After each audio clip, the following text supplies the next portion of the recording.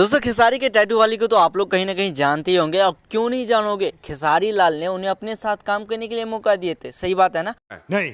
But दोस्तों आज की इस वीडियो में मैं आपको बताने वाला हूँ कि खेसारी के टैटू वाली यानी सोमिया पोखरेल भले से भोजपुरी इंडस्ट्री से निकल गया, लेकिन अपना जलवा और अपना जो सिलसिला है वो कभी खत्म नहीं करते हैं। जी हम बात करने वाले हैं सोमिया पोखरेल के रील्स के बारे में। सोमिया पोखरेल आए दिन अपने रील्स पे काफ़ी ज़्यादा एक्टिव रहते हैं और अपने रील्स के माध्यम से लोगों को इंटरटेनमेंट करते हैं। भले से वो भोजपुरी इंडस्ट्री से निकल गया, उससे कोई मायने नहीं रखता है। लेकिन दोस्तों आपको बता दें कि खेसारी के टैटू वाली यानी सोमिया पोखरेल को आप लोग जानते हैं ना, तो खेसारी के टैटू वाली सही जानते हैं। और आए दिन सोशल मीडिया पे सोमिया पोखरेल अपना रील्स ज़्यादा से ज़्यादा एक्टिव रहते हैं यानी अपलोड करते हैं। आपको बता दें कि खेसारी लाल के टैटू वाली यानी सोमिया पोखरेल का एक से एक बढ़ के रील्स आपको इस वीडियो में देखने को मिलेगा। चैनल को सब्सक्राइब करिए और वीडियो को लाइक करिए। मेरे कहने का मतलब यह है कि अगर आप खेसारी के फैंस हैं एंड खेसारी के टैटू वाली सोमिया पोखरेल को अगर पसंद करते हैं ना, तो इस चैनल को जरूर सब्सक्राइब करिए, क्योंकि मैं आपको बता देता हूँ कि इस चैनल पे ज़्यादा आपको और ज़्यादा से ज़्यादा वीडियो सोमिया पोखरेल को ही मिलेगा, क्योंकि उस पर हम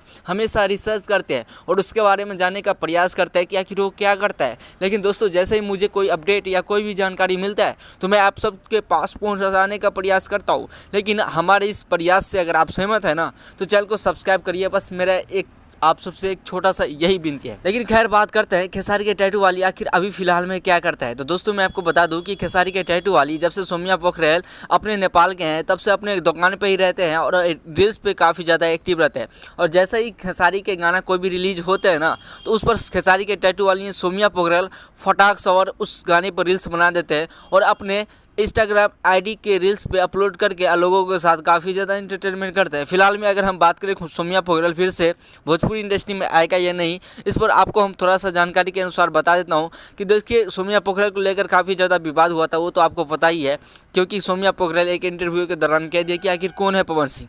भाई साहब पावर स्टार के जैसे ही नाम बोल दिया कि मैं उन्हें नहीं जानता हूँ, तब से भोजपुरी इंडस्ट्री में खलबली मच गया। और खलबली मचा ये नहीं मचा है, मतलब इतना ज़्यादा खलबली मच गया है कि भोजपुरी इंडस्ट्री में सोमिया पोखरेल को लेकर काफ़ी ज़्यादा विवाद फैल गए थे, जिसके कारण सोमिया पोखरेल को खेसारी लाल अपने नेपाल में ही छोड़ दिए कि आप वहीं रहो, आप वहीं पे बहुत ही बढ़िया रहते हो और उन्हीं से टैटू छपाओ और भी पूरे शरीर पे टैटू छपा लो, जिससे कि और भी आपको अच्छा खासा काम मिलेगा। लेकिन खैर इसलिए से दोस्तों सोमिया पोखरेल नेपाल चला गया है, लेकिन अभी तक खेसारी लाल यादव ने फिर से नहीं कहे हैं कि सोमिया पोखरेल को हम फिर से मतलब काम करने के लिए अपने साथ फिर से मौका देंगे, क्योंकि खेसारी लाल यादव वादा किए थे उस वादों को पूरा किया है। क्योंकि सोमिया पोखरेल जैसे बहुत सारे फैंस हैं खेसारी लाल यादव का, इसलिए से सोमिया पोखरेल को दिल नहीं दुखाना चाहते हैं और सोमिया पोखरेल के साथ साथ किसी और भी फैंस का दिल नहीं दुखाना चाहता है, क्योंकि खेसारी लाल अपने फैंस के लिए जीते हैं और मरते हैं। खैर मेरा इस वीडियो से आपका क्या सहमत है कमेंट सेक्शन में जरूर बताना, और ऐसे वीडियो देखने के लिए हमारे इस चैनल को सब्सक्राइब जरूर करना। धन्यवाद।